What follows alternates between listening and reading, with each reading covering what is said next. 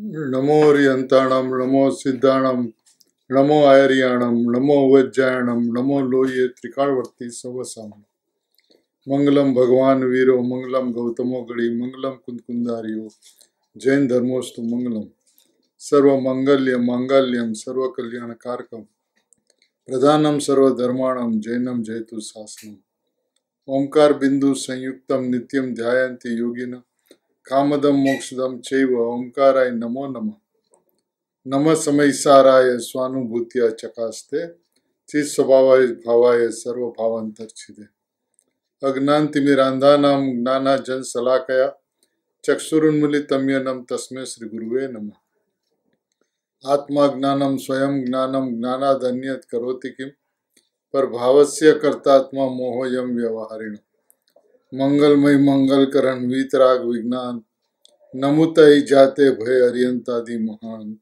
ओम नमः सिद्धेभ्य नमः सिद्धेभ्य नमः सिद्धेभ्य। महावीर परमात्मा के शासन में कुंदकुनाचार्य भगवान की आमनाई में अमृतचंद्र आचार्य भगवान की परंपरा में परम कृपाणु पूज्य गुरुदेव श्री के परम प्रभावना योग में हम सभी को एक बात जो समझने मिली वह सर्वप्रथम बात यह है कि अनादिकाल से अनंत बार जैन दर्शन, अनंत बार द्रव्यलिंगी मुनिपना, अनंत बार नवमी ग्रवेक पे जाकर भी 11 अंग 9 पूर्व का पाठी होकर भी एक बात स्पष्ट नहीं हो पाया, वह है द्रव्य दृष्टि।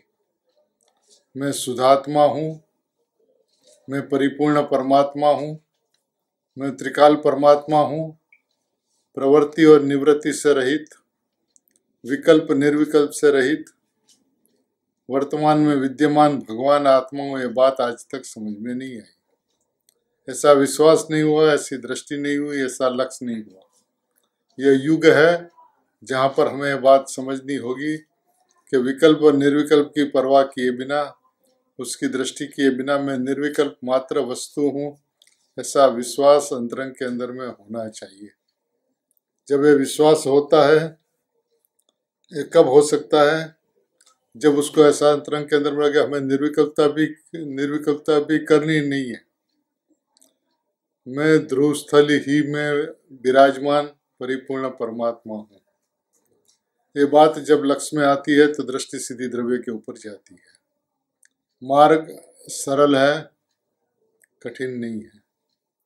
मैं मुक्त हूँ, मुक्ति चाहिए, ये मुक्ति का परिग्रह है, यानी कि परिणाम का परिग्रह है। जब तक परिणाम का परिग्रह रहता है तब तक मैं मुक्त स्वरूपी परमात्मा हूँ, ऐसा विश्वास नहीं होता।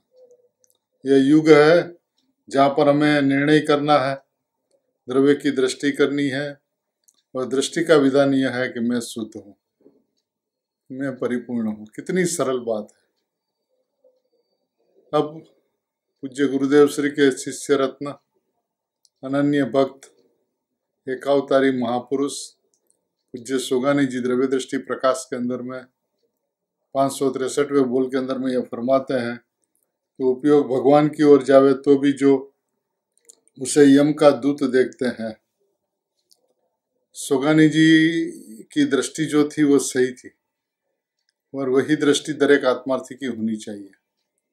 मैंने पाप के परिणाम के अंदर में जैसा अपना यम का दूत देखते हैं, ऐसे पुण्य के परिणाम के अंदर में भी यम का दूत देखे। किसी ने सोगानी जी ने कहा होगा कि आप हमारे पत्र के उत्तर नहीं देते हैं, हमारा आपके प्रति इतना विकल्प रहता है, विकल्प का प्रत्युत्तर नहीं देते हैं। तो उन्होंने कहा हम तो भगवान की तरफ उपयोग जावे उसको भी यम का दूत जानते हैं। जिसे भगवान के ऊपर दृष्टि जाए उसको यम का दूत देखे। माने जो बात इस बात को समझते हैं कि हम किसी के घर जाए और उस घर के मुख्य व्यक्ति हो, वो आपकी ओर देखे ही नहीं, आपको बुलावे ही नहीं, आपसे बात ही नहीं करे, फिर भी आप उसकी ओर ताकते रहो, फिर भी वो आपकी ओर नहीं देखे, आप क्या करोगे? आप नहीं समझोगे इतनी बात कि हमें यहाँ से निकल चलना चाहिए, हमारी यहाँ पे जरूरत नहीं है। जब हम जिन मंदिर में जाते हैं, जिनेंद्र भगवान के पास जाते हैं, तो उसकी जो आनंदित हर्षित जो मुद्रा होती है वो स्वरूप लक्ष्य के कारण होती है। वो हमारे सामने देखते ही नहीं है, हम कितनी भक्ति कर ले, कितनी पूजा कर ले, 24 घंटा उनकी जय जयकार कर ले, लेकिन हमारी ओर देखते नहीं है। और जब देखते नहीं है तब फिर भी हमारे लक्ष्य उसके ऊपर चला जाए, जिसको हम अपने परम आदरणीय मानते हैं, परम श्रद्धेय मानते हैं, शरणभूत देव शास्त्र गुरु के सानिध्य में रहकर आत्म कल्याण करना चाहते हैं। वो जब हमारी ओर नहीं देखते हैं तो एक मौन उपदेश देते हैं कि तू तेरी ओर देख, मेरी ओर मत देख। मैं तेरी ओर नहीं देखता, तू मेरी ओर क्यों देखता है? सुगनी जी साहब को भगवान के ऊपर भी दृष्टि जाती है, उसको यम का दूत अपना मृत्यु दिखती थी, अपना मौत दिखता था। जिसे परिणाम के ऊपर दृष्टि जाने से ही मौत दिखते हो, जिनके हृदय के अंदर में पाप और पुण्य के बीच में कोई अंतर नहीं हो, उसी की दृष्टि परम पारणामिक भाव के ऊपर जा सकती है। जिसे पाप बुरा और पुण्य अच्छा लगता हो, देव शास्त्र गुरु के शरण के अंदर में अपना हित दिखता हो, चिंतन विचार मनन आत्म साध्याय के अंदर में आत्म कल्याण दिखता हो, उससे अपरिणामी के ऊपर दृष्टि नहीं जा सकती। क्योंकि वास्तविकता तो यह है कि पाप और पुण्य के बीच में कोई अंतर ही नहीं है। अब जिसमें कोई अंतर नहीं है उसमें अंतर दिखे तो ये दृष्टि का दोष है। मैं शुद्धात्मा हूँ, यह विश्वास ही उन्होंने नहीं किया। जो इस विश्वास पे आता है कि मैं शुद्धात्मा हूँ, परमात्मा हूँ, परिपूर्ण ज्ञायक देव हूँ, उसको तो आत्मा समुद्र दिखता है, और समुद्र के अंदर में लहरें उठती, उसकी समुद्र परवाह नहीं करता। मैं शुद्धात्मा हूँ, पर्याय के अंदर में शुभोपयोग हो, अशुभोपयोग हो, के शुद्धोपयोग हो, उसकी मैं परवाह नहीं करता। मैं तो शुद्ध परमात्मा हूँ। ऐसी दृष्टि होनी अत्यंत आवश्यक है, अत्यंत अत्यंत अत्यंत आवश्यक और आवश्यक है। जब तक ऐसा नहीं होता तब तक द्रव्य के ऊपर दृष्टि नहीं जाती। द्रव्य में अपनापन नहीं होता। मैं शुद्ध हूँ, ज्ञायक हूँ, बुद्ध हूँ, परिपूर्ण हूँ, ऐसा विश्वास नहीं होता। जब ऐसा विश्वास होता तो पाप पुण्य के अंदर में कोई अंतर ही नहीं दिखता। पाप को तो जगत सारा पाप कहे, लेकिन पुण्य को जो पाप कहे वह बिरला है। ऐसा विरलापना शुद्धात्मा की दृष्टि से ही हो सकता है, अन्यथा कोई उपाय नहीं है। ये बात अत्यंत अत्यंत अत्यंत अत्यंत स्पष्ट होनी चाहिए। क्योंकि हमें तीर्थ यात्रा, देव शास्त्र गुरु की वंदना, जिनवाणी की स्वाध्याय परंपरा, वाणी को सुनना सुनना सुनना, उसमें हित दिखता है। प्रभु उससे मार्गदर्शन तो जरूर मिलता है, लेकिन मार्ग नहीं मिलता। मार्ग तो स्वभाव की ओर झुकने से ही मिलता है, और कोई उपाय नहीं है, और कोई विधान नहीं है, और कोई माध्यम नहीं है। जब अपन को दृष्टि द्रव्य के ऊपर चली जाए तो शुद्धात्मा का लक्ष्य हुए बिना नहीं रहता। और शुद्धात्मा का लक्ष्य होने से द्रव्य गुण पर्याय के विभाग ही नहीं दिखते, भेद ही नहीं दिखते, अभेद अनुभूति होती है। इस अभेद अनुभूति का नाम मोक्ष मार्ग, स्वानुभूति, सम्यक दर्शन, सम्यक ज्ञान है।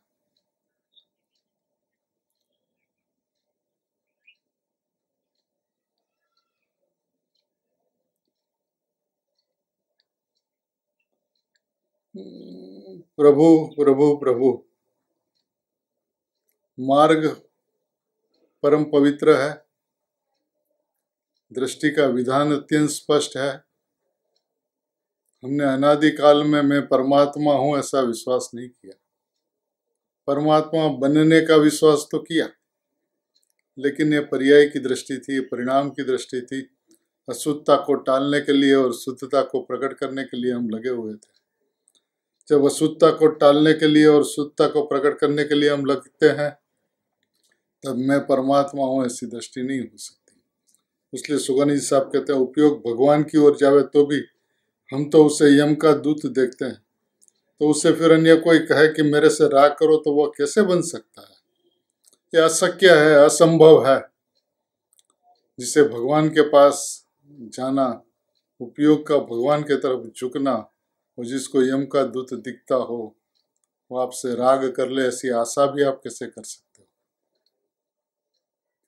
ऐसे थे हमारे सोगानी जी। ये बोल अंगत है, अंगत में किसी को उन्होंने कहा है इस बात को। ये बात अत्यंत अत्यंत अत्यंत स्पष्ट है। ये बात को जब हम समझ लेंगे तो दृष्टि द्रव्य के ऊपर चली जाएगी। जब दृष्टि द्रव्य के ऊपर जाएगी तो अनुभूति हो जाएगी। तो उसमें राग और वितराग दोनों के बीच में जिसको अंतर नहीं दिखता वो वितरागी होता है। जिसे राग को टालना है और वितरागता को प्रकट करना है, उसका राग टलता नहीं और वितरागता होती नहीं। लेकिन मैं वितराग मूर्ति हूँ, ऐसी दृष्टि जहाँ होती है वहाँ वितरागता हो जाती है। इस मार्ग इतना सा, इसके बाहर मार्ग नहीं है प्रभु। इस बात को अपन भली भांति से समझे, गुरुदेव श्री के प्रवचनों के माध्यम से ये बात समझे कि मैं मुक्ति भी नहीं चाहिए, क्योंकि मैं मुक्त हूँ, मैं सिद्ध हूँ, सिद्ध पद नहीं चाहिए। निगोद और सिद्ध पद के बीच में जिसको कोई अंतर नहीं दिखता, उसको पर्याय दृष्टि मिटती और द्रव्य दृष्टि होती है। ये द्रव्य दृष्टि का विधान इतना सरल है प्रभु। भगवान हम अपने आप में स्वभाव की मर्यादा में रहकर परिपूर्ण परमात्मा तत्व में हूँ ऐसा विश्वास करे, यह अत्यंत अत्यंत अत्यंत आवश्यक है, यह अनिवार्य है। जब तक ये दृष्टि नहीं होती तब तक शुद्धात्मा के अंदर में स्थिरता नहीं होती, ध्रुव स्थल में बैठना नहीं होता। वो ध्रुव स्थल में बैठे बिना परमात्मा तत्व के अंदर में अपनापन नहीं होता। तो परमात्मा तत्व में अपनापन हुए बिना परमात्मा तत्व की अनुभूति नहीं होती। ये मार्ग अनादि अनंत काल में कभी कठिन रहा ही नहीं। भ्रांति रही कि मेरे में राग होता है। अनादि काल में, अनंत काल में कभी भी जीव की पर्याय में राग नहीं होता। जीव की पर्याय में ज्ञान होता है। उस ज्ञान के अंदर में ज्ञायक ही जानने में आता है। भगवान को ज्ञान के अंदर में ज्ञायक जानने में आता है तो केवल ज्ञान हो गया। और अपन ज्ञान के अंदर में ज्ञायक को जानने जाते हैं तो ज्ञान में रह गए, क्योंकि हम ये चाहते हैं कि हमारे परिणाम के अंदर में राग होता है, उसका अभाव करके ज्ञान को प्रकट करके ज्ञान की वृद्धि करके केवल ज्ञान को प्राप्त करेंगे। सरासर विपरीत दृष्टि, भ्रांति वाली दृष्टि है। इस दृष्टि में आज तक ना कोई कामयाब हुआ है, ना अनंत काल के अंदर में कोई कामयाब होगा। ये बात को टंकोत्कीर्ण कर ले कि स्वभाव की दृष्टि से ही स्वभाव हाथ लगता है। एक समय भी हमने पाप और पुण्य, तो क्या पुण्य और शुद्ध भाव के बीच में भी यदि अंतर जाना तो पर्याय दृष्टि कहलाएगी।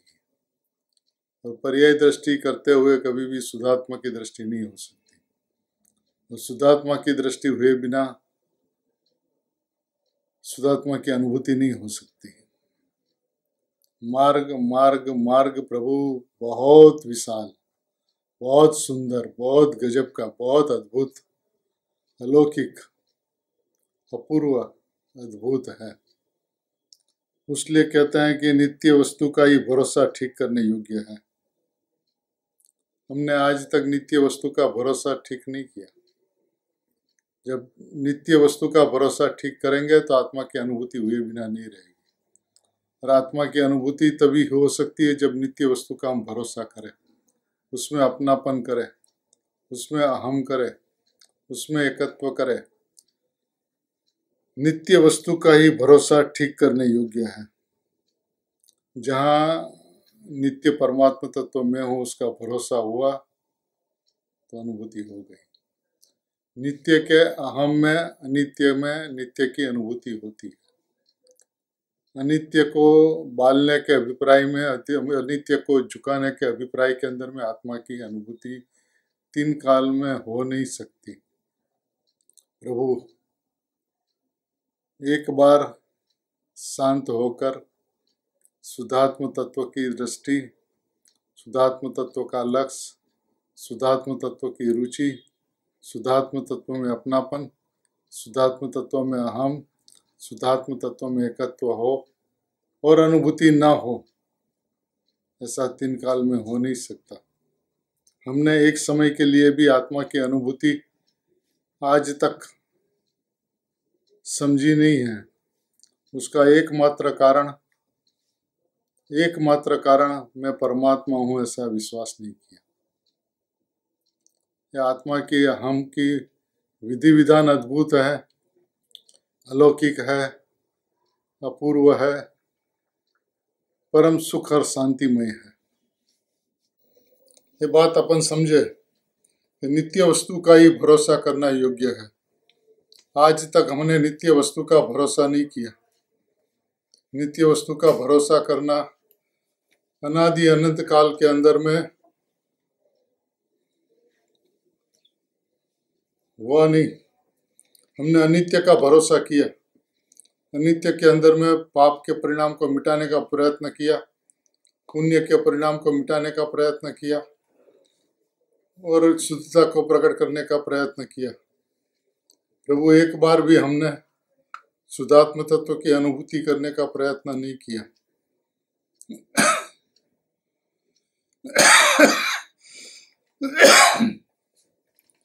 अनित्य का भरोसा रहा, अनित्य में ठीक ठाक करने का अभिप्राय रहा, अनित्य के अंदर में आत्मा की अनुभूति करने का प्रयत्न रहा। लेकिन मैं अनादि अनंत नित्य वस्तु हूँ, अनादि अनंत नित्य परमात्मा हूँ, त्रिकाल परमात्मा हूँ, ऐसा विश्वास हमने एक समय के लिए भी नहीं किया। यह मार्ग सरलता का, यह मार्ग सहजता का, यह मार्ग क्रमबद्ध का है। वस्तु की व्यवस्था को समझे भली भांति तक के परिणाम जो होने वाले हैं वही होते हैं, तो उसको टालना क्या। वो सहज है, विकल्प भी सहज, निर्विकल्प भी सहज, अनुभूति भी सहज, शुद्धात्मा भी सहज। ऐसा समझ आज तक आया नहीं। जो समझ आ जाती है तो विकल्प टूट जाता है और अनुभूति हो जाती है। द्रव्य गुण से अभेद ध्येय स्वरूप परमात्मा है और द्रव्य गुण पर्याय सहित पूरा आत्मा ज्ञेय है और स्वज्ञेय है। स्वज्ञेय और ध्येय ये बात समझने योग्य है। जब ये बात समझ में आ जाती है तो दृष्टि द्रव्य के ऊपर चली जाती है। जब दृष्टि द्रव्य के ऊपर चली जाती है तो आत्मा की अनुभूति हो जाती है। हमने एक समय के लिए भी वस्तु की व्यवस्था को समझने का प्रयत्न नहीं किया। जब हम वस्तु को एक समय के लिए भी समझ ले तो शुद्धात्मा की अनुभूति सहजता से, सरलता से हो सकती है। प्रभु, समझो इस बात को। मार्ग की सरलता है, मार्ग की अद्भुतता है, ये मार्ग की अलौकिकता है। क्योंकि हमने अनादिकाल में नित्य वस्तु का एक समय के लिए भी भरोसा नहीं किया। एक समय के लिए भी नित्य वस्तु का भरोसा करते तो दृष्टि द्रव्य के ऊपर जाती। दृष्टि द्रव्य के ऊपर जाती तो आत्मा की अनुभूति सहज मात्रा में होती। कितनी सुंदर बात है। हमें ऐसा लगता है कि शास्त्र स्वाध्याय से, चिंतन से, मनन से, घोलन से आत्मा मिल जाएगा। अब विकल्प से निर्विकल्पता हो जाए, ये तो भ्रांति के अलावा और कुछ नहीं हो सकता। इंद्रिय ज्ञान से अतीन्द्रिय ज्ञान का जन्म हो जाए, ऐसा 3 काल में हो नहीं सकता। प्रभु, एक समय के लिए भी तू इस बात को समझ ले तो दृष्टि द्रव्य के ऊपर जाएगी जाएगी जाएगी। मार्ग कभी कठिन रहा ही नहीं, समझ कठिन रही। क्योंकि पर्याय का पक्ष, अपेक्षित कथनों का पक्ष, कुछ टालने का पक्ष, कुछ प्रकट करने का पक्ष, कुछ अभाव करने का पक्ष, कुछ सद्भाव करने का पक्ष, उसी के अंदर में अनंत काल बीता दिया। लेकिन एक समय भी मक्कमता से, अखंडता से, अभेदता से, ध्रुवता से शुद्धात्मा के बल पर नहीं बैठा, शुद्धात्मा के स्थल पर नहीं बैठा। एक समय के लिए भी बैठा होता तो आत्मा की अनुभूति होती होती और होती। ये मार्ग कठिन नहीं हो सकता। इसलिए इस बात को समझे कि जिसे भगवान की ओर विकल्प जाता है तो भी यम का दूत दिखता है, उसे आत्मा की अनुभूति कैसे हो सकती है। अनुभूति उसको सहज ही होती है। जिसे यम का दूत दिखता है उसको अनुभूति सहज ही होती है। जब अनुभूति सहज होती है तो उसको करने का कोई अभिप्राय नहीं होता और सहज मात्रा के अंदर में परिणति स्वभाव की ओर झुककर डूबकर लहरों के अंदर में आनंदित होती हुई परिणमते हैं, क्योंकि उसे पाप पुण्य और शुद्ध भाव के बीच में अंतर नहीं दिखता। पाप पुण्य में तो अंतर नहीं दिखता, लेकिन पुण्य के परिणाम या शुद्ध पर्याय उसमें भी जिसको कोई अंतर नहीं दिखता, उसे ही परम पारिणामिक भाव के अंदर में अहम होता है, दृष्टि होती है, एकत्व होता है। और जिसे परम पारिणामिक भाव के अंदर में दृष्टि और एकत्व होता है उसको अनुभूति हुए बिना रहती नहीं है। इसलिए कहते हैं नित्य वस्तु का ही भरोसा ठीक करने योग्य है। हमने अनादिकाल से नित्य वस्तु का भरोसा किया ही नहीं। एक बार भी नित्य वस्तु का भरोसा किया होता तो दृष्टि द्रव्य के ऊपर चली जाती। तो दृष्टि द्रव्य के ऊपर चली जाए उसके लिए हमें कुछ करना नहीं है, मैं द्रव्य हूं ऐसा विश्वास करना है। यदि ये विश्वास हो जाए तो अनुभूति हो जाती है। विश्वास नहीं हुआ कि मैं नित्य वस्तु हूँ, मैं परमात्मा वस्तु हूँ, मैं परिपूर्ण वस्तु हूँ। योग्य तो यही है कि मैं नित्य वस्तु हूँ। अनित्य भिन्न पदार्थ है, अनित्य भिन्न द्रव्य है, मैं उनसे अत्यंत भिन्न परिपूर्ण परमात्मा तत्व हूँ, ऐसा विश्वास होना अत्यंत अत्यंत अत्यंत आवश्यक है। अनादिकाल में हमने दृष्टि की विपरीतता के कारण, समझ की विपरीतता के कारण परिणाम को, उपयोग को स्वभाव में ले जाने का प्रयत्न किया, उपयोग को पर सन्मुख से हटाकर स्वभाव के सन्मुख ले जाने का प्रयत्न किया।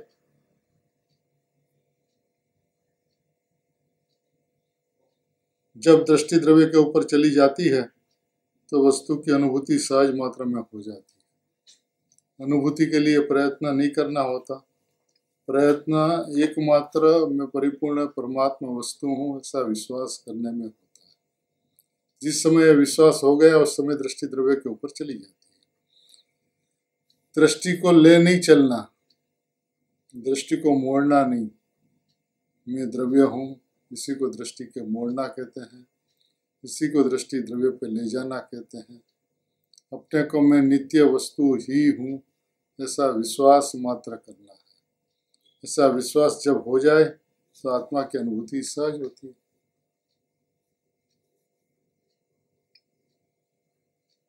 आत्मा की अनुभूति अत्यंत सरल है प्रभु, 3 काल में कठिन नहीं हो सकती, क्योंकि कभी स्वभाव कठिन नहीं होता, स्वरूप कठिन नहीं होता।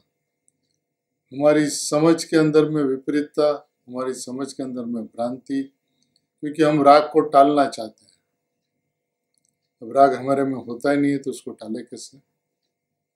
जो पुद्गल के परिणाम है उसको हमने चेतन के परिणाम समझे, तो पुद्गल के परिणाम का अभाव करना चाहा तो मैं खुद पुद्गल होकर पुद्गल के परिणाम का अभाव कर सकता हूँ। मैं पुद्गल हो गया। राग का अभाव करने का मतलब ये होता है कि हमने अनादि अनंत काल में मैं अपरिणामी परम पारिणामिक भाव निर्विकल्प मात्र वस्तु हूँ ऐसा विश्वास नहीं किया, ऐसा मैंपना नहीं किया। ऐसा मैंपना किए बिना दृष्टि नित्य के ऊपर जा नहीं सकती। समझ में आने वाली बात है, बहुत सरल बात है, बहुत सुगम बात है प्रभु। एक बार तत्व की दृष्टि करने का उपक्रम शुरू करें तो अनुभूति होवे होवे और होवे। हमारा उपक्रम ये चालू नहीं हुआ, उसका कारण यह है कि हमने नित्य वस्तु का भरोसा ही नहीं किया। अब नित्य वस्तु के भरोसे किए बिना नित्य में बैठ नहीं सकते। नित्य में बैठे बिना नित्य का आनंद नहीं ले सकते। एक बार के लिए, एक समय के लिए हमें परिणाम मात्र से दृष्टि हटाकर अपरिणामी तत्व में हूँ ऐसा विश्वास करना होगा। देखिए, उसीलिए 565 नंबर का बोल में कहते हैं कि अज्ञानी को ऐसा रहता है कि मैं कसाई को मंद करते करते अभाव कर लूंगा। कसाई को मंद करते करते पाप भावों से निवृत्ति लेकर कसाई को कम करते हुए, लेकिन ये राग भाव शुभ भाव भी कसाई है, बात उसको समझ में नहीं है। परिणाम पाप के हो या पुण्य के, दोनों ही कसाई है। तो कसाई को कम करते करते करते करते करते कसाई का अभाव हो जाएगा, ऐसा 3 काल में होता ही नहीं। प्रवृत्ति से निवृत्त होकर, संसार के व्यापारों से निवृत्त होकर, सोनगढ़ जाकर निवृत्ति लेकर गुरुदेव के साथ दिन में अपना हित कर लूंगा। ये भ्रांति के अलावा और कुछ नहीं है, क्योंकि मोह मेरे में होता ही नहीं है, राग द्वेष के परिणाम मेरे में होते ही नहीं है। ये पुद्गल के परिणाम, पूरे समयसार परमागम के अंदर में राग द्वेष क्रोध मान माया लोभ आदि के परिणाम को पुद्गल का परिणाम कहा है। और हमने एक समय के लिए भी उसको पुद्गल का परिणाम नहीं माना। वो जीव में होता है और उस परिणाम का अभाव कर हमें वितरागता करनी है। अपने में तीनों काल एकमात्र ज्ञान होता है, बात का एक बार भी निर्णय नहीं किया। और ज्ञान होता और ज्ञान के अंदर में ज्ञायक ही जानने में आता है, ऐसा विश्वास नहीं किया।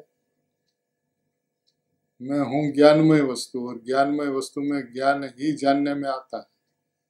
ज्ञानमय वस्तु में ज्ञायक ही जानने में आता है, ऐसा विश्वास ही नहीं किया और कसाई का अभाव करने के लिए चल पड़ा।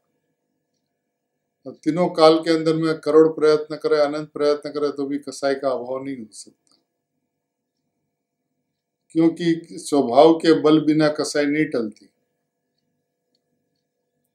यदि त्रिकाली ध्रुव परमात्मा का बल ना हो तो कसाई टलती ही नहीं। हमने कसाई टालने का बहुत प्रयत्न किया, लेकिन कसाई नहीं टला। क्यों नहीं टला? क्योंकि स्वभाव का बल नहीं था। हमें तो परिणामों के अंदर में कसाई की मंदता करनी थी, इसमें स्वभाव का बल कहाँ आया? और स्वभाव के बल बिना कसाई तीनों काल के अंदर में टल नहीं सकती। ये बात आज तक समझ में नहीं आई। मैं कसाई को मंद करता जाऊंगा, सहन शक्ति बढ़ाता जाऊंगा, तो कसाई का अभाव हो जाएगा। कसाई को मंद करते करते हम देव गुरु शास्त्र की भक्ति में, पूजा में, चिंतन में, मनन के अंदर में लग जाएंगे, तीर्थ यात्रा में लग जाएंगे, 24 घंटे में 8 घंटा स्वाध्याय करेंगे, तो कसाई की मनता तो होगी। सहन शक्ति भी बढ़ जाएगी, किसी भी परिणाम आकुलता के आएंगे तो उसको हम सहन कर लेंगे, कितने भी उपसर्ग आएंगे तो उसको सहन कर लेंगे। तो सहन शक्ति बढ़ती जाएगी तो कसाई का अभाव हो जाए। 3 काल में हो नहीं सकता प्रभु, ये बात का आप विश्वास कर लो। जब इस बात का आप विश्वास कर लोगे तो दृष्टि द्रव्य के ऊपर चली जाएगी। दृष्टि द्रव्य के ऊपर ले जाने के लिए आपका स्वभाव का बल आना चाहिए। और ज्ञान में जो परलक्षी उगाड़ है, तो बढ़ते बढ़ते केवल ज्ञान हो जाए, शास्त्र कंठस्थ हो जाए, भक्तियां कंठस्थ हो जाए, पूजाएं कंठस्थ हो जाए। कौन से शास्त्र में, कौन से पृष्ठ के अंदर में, कौन सी बात कहाँ पर किस तरह से आचार्य भगवान ने लिखी, वो कंठस्थ हो जाए। बस एक ज्ञान हमारा बढ़ता चला गया और बढ़ता बढ़ता केवल ज्ञान हो जाएगा। ऐसा अज्ञानी मानता है, वो सरासर झूठ है, सरासर भ्रांति है, विपरीत कल्पना है, मिथ्यात्व की प्रबलता है। अपन इस बात को अच्छी तरह से समझे। इस बात को समझने पे स्वयं का प्रति का जो मोह है, मोह समाप्त हो जाएगा। हमें ज्ञान के अंदर में आत्मा जानने में आता है और मैं ज्ञायक हूँ, बस इतनी सी दृष्टि केवल ज्ञान प्राप्त करने के लिए पर्याप्त है। लेकिन बाह्य ज्ञान से, उघाड़ ज्ञान से, स्वयं ज्ञान से, धारणा ज्ञान से ज्ञान बढ़ता चला जाएगा। तीनों लोक की रचनाओं की बात हम कर पाएंगे, शास्त्रोक्त बात हम करेंगे, अक्षरशः शास्त्र में लिखा ऐसा कहेंगे, जैसा हमारा ज्ञान बढ़ता चला जाएगा, उगड़ता चला जाएगा, और उगड़ते उगड़ते उगड़ते केवल ज्ञान हो जाएगा। प्रभु, ये भ्रांति के अलावा और कुछ नहीं है। ये भ्रांति हमारी अनादिकाल से मिटी नहीं। ये अनादिकाल से इस भ्रांति को मिटाने के लिए हमने बहुत प्रयत्न किया, लेकिन ये कामयाब नहीं हुए, क्योंकि स्वभाव का बल नहीं था, परम पारिणामिक भाव की प्रीति नहीं थी, विश्वास नहीं था, ध्रुव स्थल में बैठा नहीं था, और मुक्ति चाहिए, मुक्ति चाहिए, मुक्ति चाहिए। तो मुक्ति चाहिए तो मुक्त की विराधना हो गई, और मुक्त की विराधना करते हुए मुक्ति की प्राप्ति की भावना 3 काल में सफल नहीं हो सकती। हमने प्रयत्न कोई कम नहीं किए, अनादि काल के अंदर में हमने अनंत प्रयत्न किए, और इस प्रयत्न नाकामयाब रहा। उसका एकमात्र कारण कि मैं परिपूर्ण परमात्मा हूँ ऐसा विश्वास नहीं था, ऐसी दृष्टि नहीं थी, ऐसी सूझबूझ नहीं थी, ऐसी समझ नहीं थी, ऐसा ज्ञान श्रद्धान नहीं था। और हम बाह्य ज्ञान से अंतरंग ज्ञान हो जाएगा, और अंतरंग ज्ञान बढ़ते बढ़ते केवल ज्ञान हो जाएगा, ऐसी भ्रांति को पालते रहे, पूछते रहे, द्रव्यलिंगी मुनि पन्ना लेते रहे, 11 अंगपुरों का पाठी होते रहे, 9वीं ग्रह में अनंत बार जाते रहे, और वहां से फिर चले गए निगोद, क्योंकि स्वभाव का बल नहीं था। स्वभाव के बल के बिना आत्मा की अनुभूति हो नहीं सकती। जिसे प्रवृत्ति और निवृत्ति के अंदर में कोई अंतर नहीं दिखे, शुभ भाव और शुद्ध भाव में कोई अंतर नहीं दिखे, सम्यक्त्व और मिथ्यात्व में कोई अंतर नहीं दिखे, विकल्प निर्विकल्प के अंदर में कोई अंतर नहीं दिखे, निगोध और मोक्ष के बीच में कोई अंतर नहीं दिखे, उसी की दृष्टि स्वभाव के ऊपर जा सकती है। तो जिसकी दृष्टि स्वभाव के ऊपर जाती है उसे आत्मा की अनुभूति कहते हैं। सम्यक दर्शन, सम्यक ज्ञान, सम्यक चारित्राणी, मोक्ष मार्ग कहते हैं। प्रभु इसके लिए प्रयत्न नहीं करना होगा। प्रयत्न एकमात्र स्वभाव का ही बल होना चाहिए। पर्याय को पर्याय स्वभाव से देखे और द्रव्य को द्रव्य के स्वभाव से देखे। स्वभाव से देखने का विधान है प्रभु। पर्याय को पर्याय स्वभाव से देखने से पर्याय के ऊपर से दृष्टि हट जाती है, द्रव्य को द्रव्य स्वभाव से देखने से द्रव्य के ऊपर दृष्टि चली जाती है। पर्याय क्रमबद्ध बात जिसको समझ में आई उसकी दृष्टि द्रव्य के ऊपर जाती है। क्रमबद्ध का निर्णय होना माने द्रव्य दृष्टि होना। क्रमबद्ध का निर्णय उसे ही कहते हैं कि जिसकी दृष्टि द्रव्य के ऊपर जाए। दृष्टि द्रव्य के ऊपर जाए नहीं तो उसने क्रमबद्ध को समझा नहीं। क्रमबद्ध की बातें करना एक बात है, और क्रमबद्ध को समझकर द्रव्य के ऊपर दृष्टि जाना मूल बात है। ये मार्ग ही कोई अलौकिक है। कहा जाता है व्यवहार से, समझा जाता है जिससे से। अस्थि की मस्ती होनी चाहिए, नास्ति समझना चाहिए। नास्ति धर्म है, नास्ति धर्म के वजह से वस्तु की अद्भुतता, वस्तु की एक रूपता कायम रहती है। नास्ति भी अस्थि रूप है, नास्तिक की भी अस्थि है। ऐसा अपना धर्म नहीं होता तो पर पदार्थ के साथ एक मिक हो जाता। नास्ति को समझकर अस्थि में आकर अस्थि की मस्ती में रहना, यह आत्मार्थियों का परम कर्तव्य है। जो आत्मार्थी अपने स्वभाव की मस्ती में रहता है उसको आत्मा की अनुभूति होती और होती। 3 काल के अंदर में उसको अनुभूति को कोई रोक नहीं सकता। और आज तक जिसको भी अनुभूति हुई उसको स्वभाव के बल से हुई है।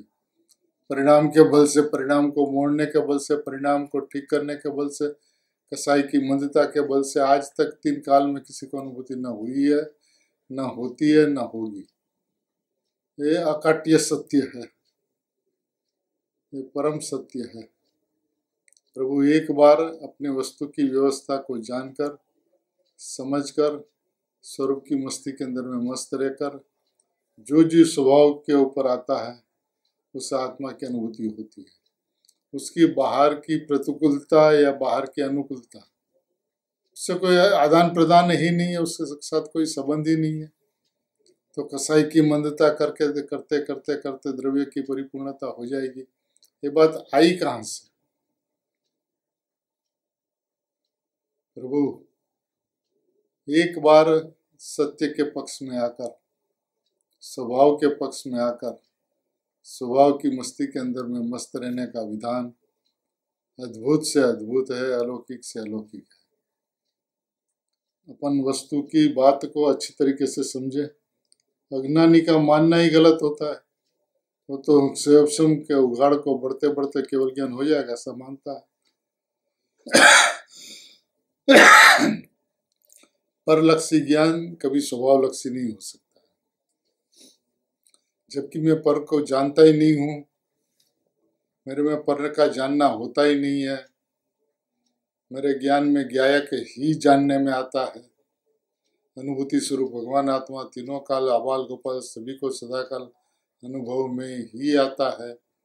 ऐसी वस्तु की व्यवस्था होने के बावजूद भी जब हम वस्तु की व्यवस्था को समझ नहीं पाते हैं, तब अज्ञान चालू रहता है।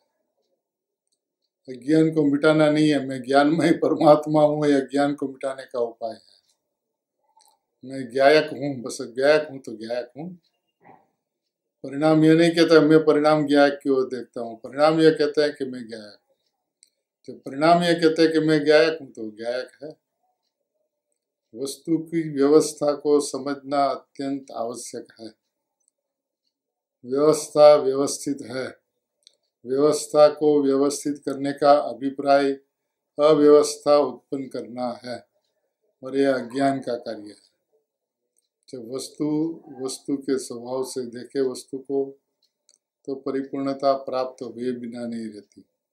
परिपूर्णता प्राप्त करने के लिए हमें कहीं पे जाने की आवश्यकता नहीं है। हम परिपूर्ण परमात्मा है ऐसा जाने, माने और उसी के अंदर में रह जाए। ऐसी मंगल भावना के साथ में स्वाध्याय को पूर्ण करें।